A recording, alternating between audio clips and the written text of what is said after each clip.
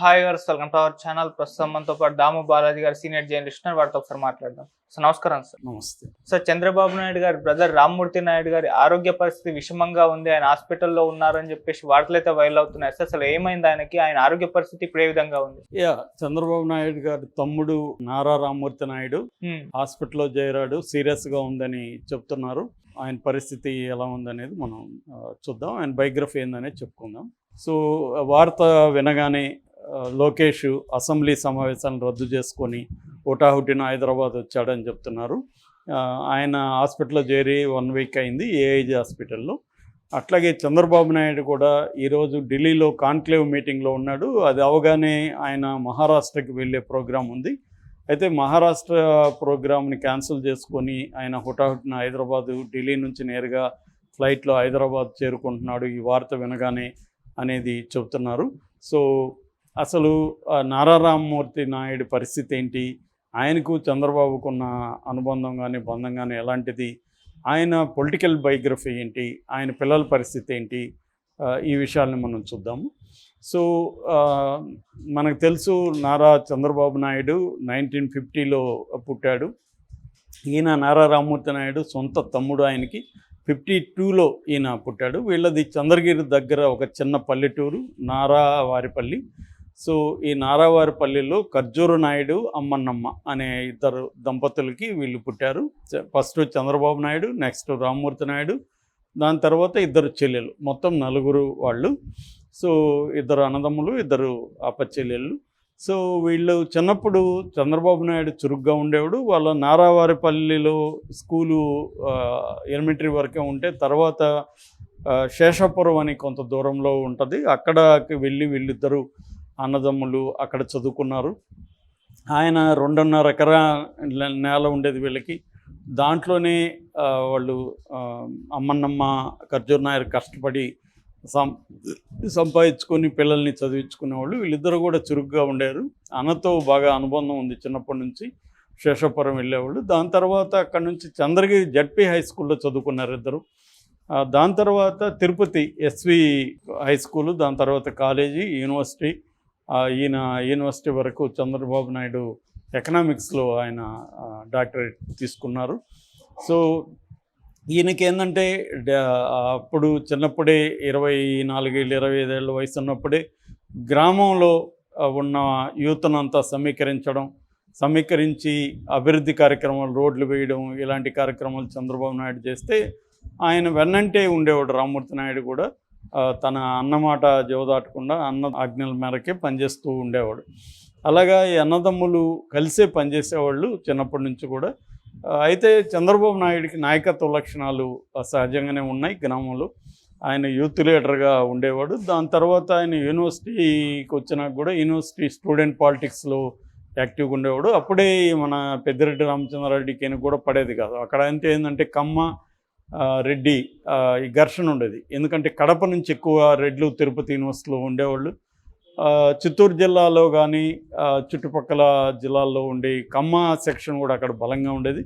అందుకని కమ్మ రెడ్డి మధ్య అప్పుడే ఘర్షణలు జరిగేవి. కమ్మ వాళ్ళు ఎక్కువగా అప్పుడు తెలుగుదేశం లేదు కాబట్టి కొంతమంది కాంగ్రెస్లో ఉండేవాళ్ళు, కొంతమంది కమ్యూనిస్టు పార్టీలలో అంటే సిపిఐ సిపిఎం పార్టీలు 64లో చీలిపోయినాయి. అంతకుముందు కమ్యూనిస్ట్ పార్టీ ఆఫ్ ఇండియా ఉన్నింది, అది 64లో communist party of India marxist అనే సిపిఐ సిపిఎం అని చీలిపోయింది.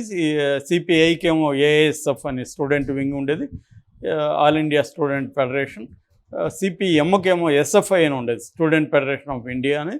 ఈ రెండిట్లో కమ్మ సెక్షన్ ఉండేది, రెడ్డి సెక్షన్ కాంగ్రెస్లోనే ఎక్కువ ఉండేవాళ్ళు.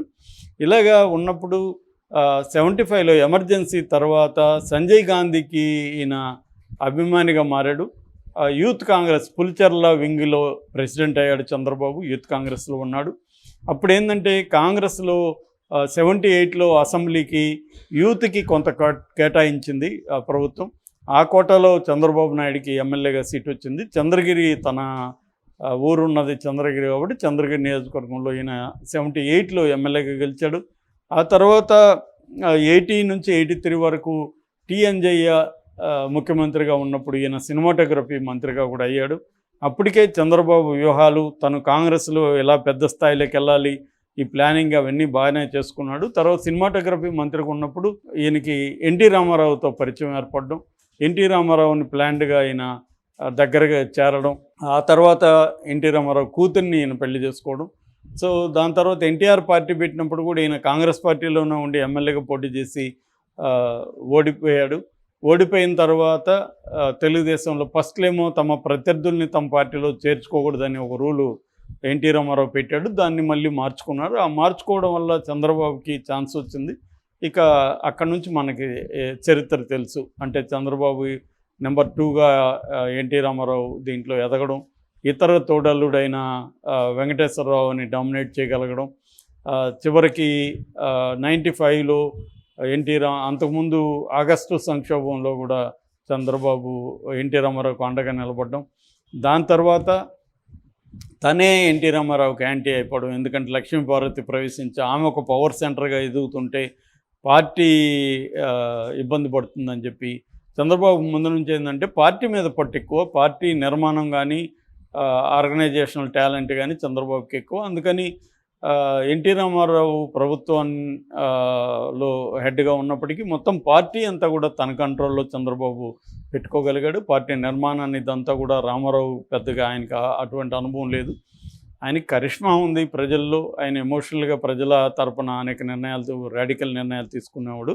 కానీ గ్రౌండ్ లెవెల్లో చంద్రబాబు పట్టుంది, అలాగే చంద్రబాబు ఎదిగాడు. ఈ క్రమంలో రామ్మూర్తి నాయుడు కూడా రాజకీయాల్లోకి రావడం, ఆ తర్వాత 94 నుంచి 99 వరకు చంద్రగిరి నుంచి రామ్మూర్తి నాయుడు పార్టీలో ఎమ్మెల్యేగా పనిచేశాడు. అయితే ఆ తర్వాత వీళ్ళిద్దరి మధ్య విభేదాలు రావడం, రామ్మూర్తి నాయుడు 2003 ప్రాంతంలో కాంగ్రెస్లో చేరి సోనియా గాంధీ సమక్షంలో ఢిల్లీలో కాంగ్రెస్లో చేరాడు.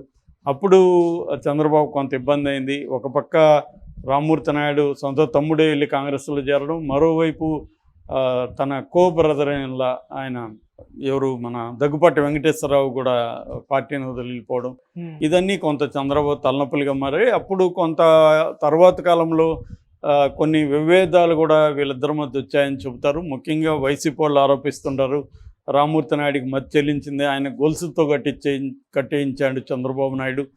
ఆయన భూమన కరుణాకర్ రెడ్డి ఆ మధ్య కూడా ఆరోపించాడు, సొంత తమ్ముడిని గొలుసులతో కట్టేయించిన దుర్మార్గుడు చంద్రబాబు అని భూమన కరుణాకర్ రెడ్డి ఒక ప్రెస్ మీట్లో ఆరోపించాడు.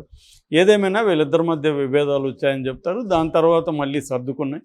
దాని తర్వాత తన రామ్మూర్తి నాయుడికి ఏమి చేయలేకపోయామని చంద్రబాబు వాళ్ళ కొడుకు నారా రోహిత్కి సినిమాలు తీయడానికి అనేక మంది ప్రొడ్యూసర్లకు హెల్ప్ చేశాడనే వార్తలు కూడా వచ్చాయి. ప్రొడ్యూసర్లకి చంద్రబాబు కొంతమందికి హెల్ప్ చేస్తే దానికి బదులుగా చంద్రబాబు ఏమంటే నాకు మీరు బదులుగా ఏం చేయొద్దండి, నారా రోహిత్తో సినిమాలు చేయండి అని కొంతమందికి చెప్పాడని, అందుకని నారా రోహిత్కి వరుసగా బిగినింగ్లో ఎన్ని ఫ్లాపులైన సినిమాలు వరుసగా వచ్చాయనే వాదన కూడా వచ్చింది.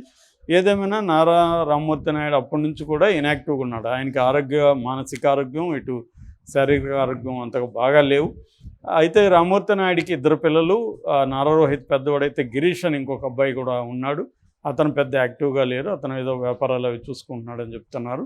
సో ఆయనకి 2 పిల్లలు, ఇంకా చంద్రబాబు నాయుడికి లోకేష్ ఒకటి. తర్వాత ఇటు నారా రోహిత్ కూడా తెలుగుదేశంకి తన వంతుగా ఆయన కృషి చేయడం, లోకేష్ నారా రోహిత్ కూడా చాలా అన్యోన్యంగా ఉండడం, సో ఇవన్నీ మనం చూసాము.